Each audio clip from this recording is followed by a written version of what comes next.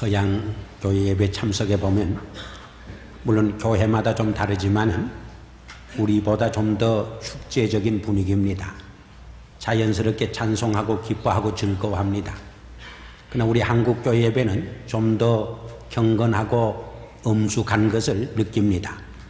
물론 교회마다 좀 분위기가 다릅니다만은 유교적 문화의 유산을 받아서 그런지 형식과 격식이 더 강조되고 있습니다.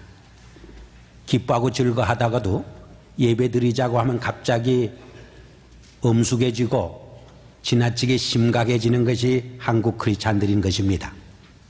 그러나 예배는 셀레브레이션 경축입니다. 축제입니다. 그러므로 예배는 경건하고 엄숙하기도 해야지만은 더 중요한 것이 구원의 감격과 기쁨이 충만해야 하는 것입니다. 어느 활창한 주일 아침이었습니다. 제가 예배당으로 들어오는데 한 젊은이가 친구에게 말합니다. 오늘은 예배 보기에는 참 아까운 날이다. 그렇게 그 말씀 속에는 예배보다 더 즐거운 세상에 놀이가 있다고 하는 뉘앙스를 풍겨줍니다. 예배는 우리가 하나님께 최상의 것을 드리는 시간이요, 또 하나님께로부터 최상의 것을 받아들이는 시간입니다. 이것이 영어로 워십이라고 하는 의미인 것입니다. 그러므로 우리의 예배는 항상 엄숙한 장례식처럼 드려져서 좋은 것은 아닙니다. 물론 서양 사람들은 장례식에서도 조kur하고 웃습니다. 그래서 어떨 때는 서양 사람들이 장례식에 참여했다가 당황스러워지기도 합니다. 그러나 다시 한번 생각해 보면 죽음이 이 세상을 떠나는 슬픔도 되지만은 저 하늘나라로 들어가는 영광의 순간이라고 생각할 적에 우리 인생의 삶에서 최종적인 축제의 시간인 것입니다. 그래서 스데반도 그가 세상을 떠날 적에 그 얼굴이 천사처럼 빛났다고 했습니다. 우리나라의 김환란 박사도 내가 세상을 떠나거든 슬픈 장례곡을 울려 퍼지지 말고 즐거운 할렐루야 곡을 울려 퍼지게 하라, 그렇게 유언을 한 적이 있습니다. 그런데 오늘 본문에 보면 이스라엘 모든 백성들이 1년에 3차례 축제일을 지켜야 할 것을 말씀하고 있습니다. 이것은 우리나라 사람들이 지키는 설이나 추석처럼 지켜도 좋고 안 지켜도 좋은 절기가 아니었습니다. 모든 이스라엘 백성들은 반드시 이 세 절기를 경축하고 축제해야 했던 것입니다. 만일에 그들이 이것을 지키지 않으면 이스라엘 민족 공동체 속에서 잘리워졌던 것입니다. 하나님의 생명에 잇대기 위해서 반드시 1년에 3차례 하나님의 성전에 올라가 이 절기를 축제해야 했던 것입니다. 이것은 하나님의 명령이었습니다. 하나님의 말씀이었습니다. 이 하나님의 말씀은 하나님의 권위를 내세우기 위해서 주신 말씀이 아닙니다. 인간의 행복과 인간의 생명과 인간의 샬롬을 위해서 주신 하나님의 명령이었던 것입니다. 오늘 본문 바로 앞에도 안식년과 안식일에 관한 규례가 말씀이 설명되어 있습니다. 우리에게 일주일 만에 하루를 안식하게 한 것도, 하나님께 나와서 예배를 드리게 한 것도 하나님을 위해서 주신 것이 아닙니다. 인간의 풍성한 삶을 위해서, 인간의 행복과 축복된 삶을 위해서 허락해 주신 것입니다. 그런데 예수님은 세상에 오셔서 종종 유대 종교 지도자들에게 너희가 인간의 유전과 전통으로, 인간의 형식과 의식으로 하나님의 말씀을 폐기한다, 파기시킨다 질책을 한 일이 있습니다. 많은 크리스찬들이 하나님의 말씀대로 살아야 하고 하나님의 말씀대로 우리가 신앙생활을 해야 한다고 말하면서도 실상은 하나님의 말씀을 인간의 전통과 인간의 유전과 인간의 여러 가지 규범으로 파기하고 있다고 하는 사실을 우리는 명심해야 하는 것입니다. 예를 들면 이스라엘 백성들은 하나님이 제일 기뻐하는 효도의 삶을 고르반 되었다, 하나님께 바쳐진 물건이라 해서 정말 부모에게 돌려야 하고 공경해야 할 것을 아주 교묘하게 지능적으로 기피했던 것입니다. 안식일을 지키라고 했는데 안식일을 지킨다고 하는 이름 아래 오히려 안식일에 죽어가는 생명을 외면하는 과오를 범하게 되었던 것입니다. 그래서 하나님의 말씀이라고 하는 이름 아래 오히려 하나님의 가슴에 못을 박고 하나님의 마음을 슬프게 하는 삶을 살았던 것을 우리는 기억을 합니다. 예수님도 세상에 오셔서 너희가 형제의 눈 속에 있는 티는 보면서도 내 눈 속에 있는 들보는 보지 못한다고 책망한 적이 있습니다.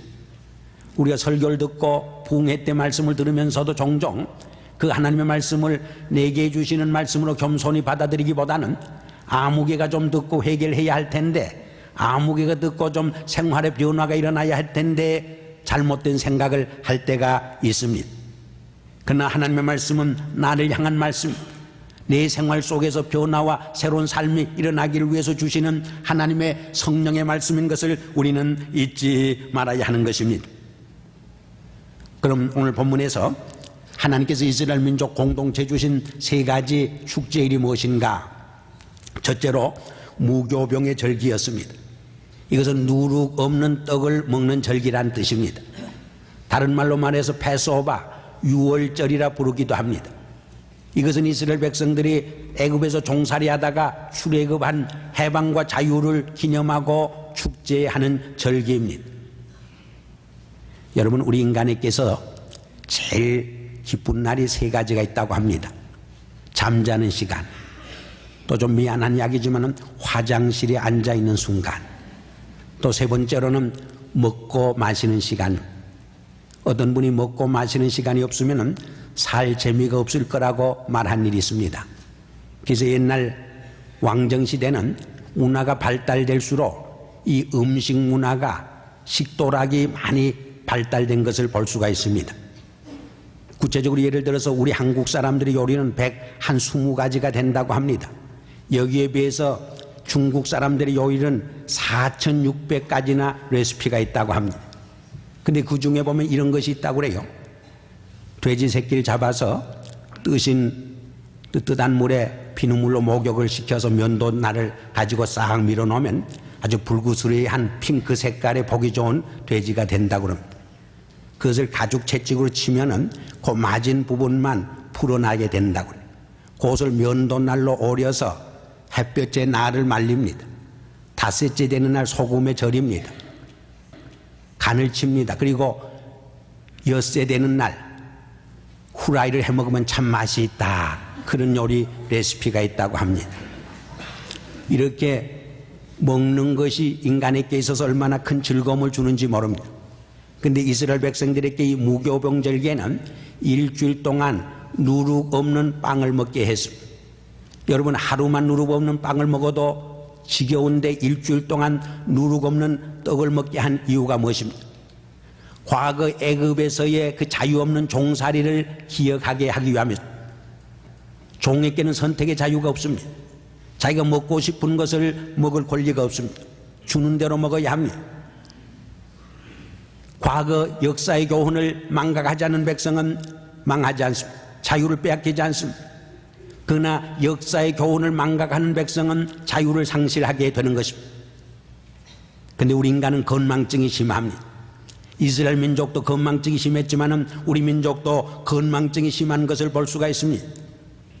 어떤 부인이 건망증이 얼마나 심했는지 아기를 자동차 위에 얹어놓고 몇 마일을 달려갔습니다. 어떤 노인들은 집을 나갔다가 자기 주소와 이름을 몰라서 못 찾아오는 분도 있습니다. 이렇게 우리 인간은 건망증 환자들, 우리 한국 백성들도 6.25 전쟁을 잊어버렸습니다. 너무 이제는 사치하는 백성이 되었습니다. 옛날 잊었습니다. 이렇게 건망증이 심한 이스라엘 백성들에게 하나님께서는 이 무교절을 통해서, 유월절을 통해서 하나님이 이스라엘 백성의 역사 속에서 은혜를 베풀어 주시고 사랑을 베풀어 주시고 자유와 해방을 주신 날을 망각하지 않도록 경축하고 축제하도록 절기를 제정해 주신 것입니다. 두 번째로는 맥추절입니다. 이 맥추절은 첫 열매를, 농사의 첫 열매를 드리는 그런 절기이기 때문에 초실절이라 그렇게 부르기도 했습니다. 특별히 이 절기는 유월절 무교절에서 77은 49, 7주 후에 온다고 해서 77절이라 그렇게 부르기도 하고, 하루를 더하면 50일째가 되는데 50일째 온다고 해서 오순절이라 그렇게 부르기도 했습니다. 그런데 신약시대에 와서는 이날 마가 요한의 다락방에서 성령이 강림함으로써 초대교회가 시작됩니다. 기독교회가 탄생됩니다. 그래서 이 오순절은 성령 강림절의 뜻을 담게 되고 교회 탄생일의 의미를 지니게 되는 것입니다. 우리 역사 속에서 가장 기쁜 날이 있다면 하나님께서 교회 공동체를 세워주신 것입니다. 만약 우리에게 교회가 없다고 하면 얼마나 우리의 역사가 어둡고 비참해졌을까 하는 것을 생각해 보면 이 교회를 세워주셨다고 하는 것처럼 기쁘고 즐거운 축제일이 없는 것을 우리가 깨닫게 되는 것입니다. 세 번째로는 수장절입니다. 이 수장절은 연말에 가을에 수확을 하나님 앞에 감사드리는 절기입니다.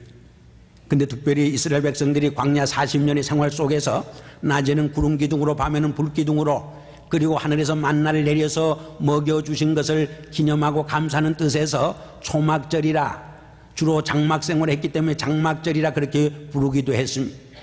특별히 광야 40년의 생활 속에서는 성막을 중심으로 해서 이스라엘 민족 공동체가 하나 되고 하나님의 인도를 받으며 그들이 생존해 갈 수 있었던 것입니다. 그래서 성막절이라 그렇게 부르기도 합니다.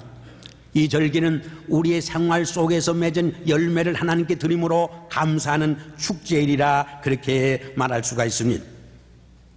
그러나 더 중요한 것은 이 세 가지 절기를 어떻게 지키느냐 하는 문제입니다. 오늘 본문에 보면 우리가 이 절기를 지킬 적에 이렇게 지켜야 할 것을, 어떻게 지켜야 할 것을 우리에게 제시해 줍니다. 먼저 이 세 절기에 온 이스라엘 백성이 하나님 앞에 나올 것을 말했습니다. 모든 이스라엘 백성들이 하나님의 성전에 나와서 축제를 벌리게 된 것입니다. 초대교인들도 날마다 성전에 모이기를 힘썼습니다. 모여서 기도하고 말씀을 가르치고 배웠습니다. 날마다 모여서 떡을 떼며 찬미하고 축제를 벌렸던 것을 볼 수 있습니다. 성장하고 부흥하는 교회는 모이기를 힘쓰는 교회입니다. 히브리서에 보면 말세에 모이기를 패하는 자들처럼 하지 말라 우리에게 경고합니다. 우리가 모여서 열심히 정말 하나님 앞에 예배 드릴 수 있습니다. 우리가 열심히 모일 적에 신령과 진정으로 하나님 앞에 예배 드리고 기도 드릴 수 있습니다. 우리가 열심히 모일 적에 우리는 전도하고 선교할 수 있습니다. 우리가 열심히 모일 적에 하나님의 말씀으로 양육하고 교육받을 수 있습니다. 우리가 열심히 모일 적에 성도의 교제와 친교를 통해서 봉사하고 헌신할 수 있게 되는 것입니다. 두 번째로 모이되 어떤 마음의 자세로 모이는가 더 중요합니다. 자원하는 마음으로 기쁘고 즐거움으로 감사하는 마음으로 모이는 것이 더 중요합니다. 이스라엘 백성들은 자원하는 마음으로 모였던 것입니다. 기쁘고 즐거운 마음으로 하나님의 은혜를 보답하기 위해서 모였던 것입니다. 시편 50편 23절에 보면 감사로 제사를 드리는 자가 하나님을 영화롭게 한다 그랬습니다. 또 시편 기자는 여호와께서 내게 주신 모든 은혜를 무엇으로 보답할꼬 그렇게 외쳤습니다.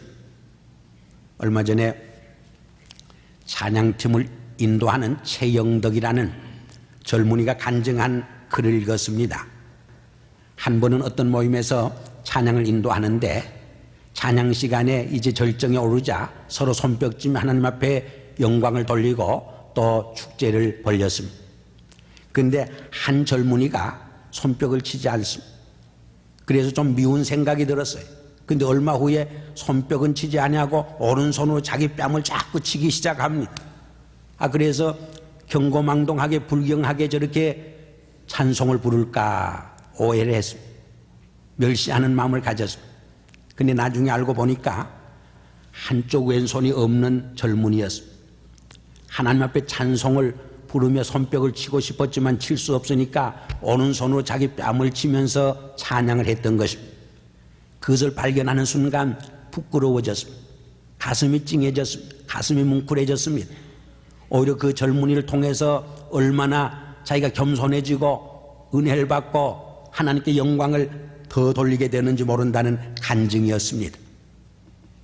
지난 6월 29일에서 7월 4일까지 덴버 콜로라도에서 아마 이민교회 역사상 처음으로 1.5세와 2세들이 한 3,000명 모여서 정말 세레브레이션을 했습니다. 미국을 영적 잠에서 깨우자 하는 주제 아래 모였습니다. 제가 7월 1일 저녁에 설교를 하고 제 후에는 미국 분이 가정사역에 대해서, 오늘 미국이 정말 이 가정 문제가 심각한데 이 가정 문제에 관해서 강의를 했습니다. 근데 그것이 끝난 후에 찬양을 얼마 동안 하고 켄이라고 하는 미국의 유명한 맹인 음악가가 있는데 그분이 그 제 설교한 거와 강의한 것을 즉석에서 작사 작곡해서 피아노를 치면서 노래를 부르는데 찬양을 하는데 얼마나 정말 3천여 젊은이들이 가슴이 뜨거워지고 눈물이 흐를 정도로 축제 분위기에 경험을 했습니다. 정말 설교하고 강의한 시간보다 몇십 배 더 은혜스러운 그 순간이었어요. 정말 제가 많은 찬양과 예배를 드렸지만 그렇게 감동적인 경험을 별로 하지 못했던 것을 솔직히 고백을 합니다. 얼마나 하나님 앞에 놀라운 영광과 찬양을 돌리게 되는지 알 수 없습니다. 세 번째로 빈손으로 내게 나오지 말라 했습니다. 예수님께서도 내 보물이 있는 곳에 내 마음이 있다 그랬습니다. 그러므로 내 보물을 하늘나라에 쌓아두라. 거기는 좀도 먹지 못하고 동록이 그것을 해치지 못한다고 했습니다. 우리가 물질을 드리는 것도 중요하지만 우리의 마음을, 우리의 중심을, 우리의 심령을 하나님 앞에 바친다는 것은 더 중요한 것입니다. 특별히 오늘 본문에 보면 첫 열매를 하나님 앞에 드리라고 명령합니다. 이 첫 열매는 농경사회에서 첫 번째 맺은 열매를 말합니다. 그러나 문자적인 의미를 초월해서 우리의 삶에서 가장 귀한 것을 하나님 앞에 드릴 수 있어야 한다 그 말입니다. 우리가 하나님 앞에 나올 적에 우리의 가장 중요한 것을 가지고 주님 앞에 나올 수 있어야 한다 그런 뜻입니다. 그렇다면 여러분 중에 여러분의 삶 속에서 가장 중요한 것이 무엇입니까? 아브라함에게 있어서는 100세 얻은 이삭이 가장 중요한 것이었습니다. 자기의 생명보다 더 귀한 것이었습니다. 그러나 하나님 앞에 그 이삭을 바칠 수 있었습니다. 그 이삭을 바칠 수 있는 헌신과 순종의 믿음을 통해서 아브라함은 믿음의 조상이 되는 것을 우리는 볼 수가 있습니다. 사는 여러분, 우리의 가장 중요한 것이 무엇입니까? 여러분의 건강입니까? 여러분의 자녀들입니까? 여러분의 비즈니스입니까? 여러분의 재능입니까? 여러분의 재산입니까? 그것마저 하나님 앞에 바칠 수 있을 적에 하나님께서는 그 첫 열매를 기쁘시게 받으실 뿐만 아니라 그것을 통해서 더 풍성한 것으로 우리를 채워주시기를 원한다고 하는 그런 뜻입니다. 오늘 우리가 성찬식에 참여합니다마는 성찬은 예수님께서 나를 위해서 내 죄를 대속하기 위해서 자신의 살을 찢기시고 피를 흘리시고 생명을 쏟아 바치신 것을 기념하는 것입니다. 하나님은 우리를 사랑해서 독생자까지 주셨습니다. 독생자까지 아낌없이 우리에게 주셨습니다. 그렇다면 오늘 이 성찬에 참여하면서 우리는 주님께 무엇을 드릴 수 있겠습니까?